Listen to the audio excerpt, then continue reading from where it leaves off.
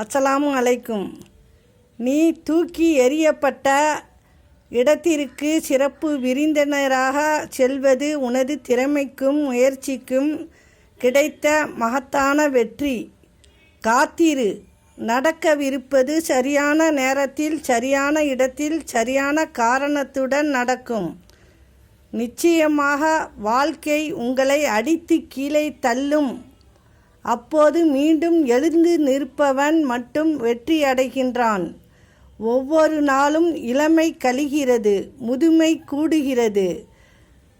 செய்ய வேண்டியதை காலத்தில் செய், ஏனெனில் உன் கையில் காலம் இல்லை, காலத்தின் கையில் நீ இருக்கிறாய். புகழ், பழி, வாழ்வு இவை மூன்றும் பெருமளவில் வந்தால் தூக்கம் வராது. காரணத்தை உருவாக்கி வெறுக்கும் மனிதர்களை விட காரணமே இல்லாமல் நேசிக்கும் மனிதர்களை நேசி. வாழ்க்கை அழகாக்கும். எந்த பிரச்சனையும் இல்லாமல் ஜெயித்தால் அது வெற்றி. ஏராளமான பிரச்சனைகளை கடந்து ஜெயித்தால் வரலாறு. அஸ்ஸலாமு அலைக்கும்.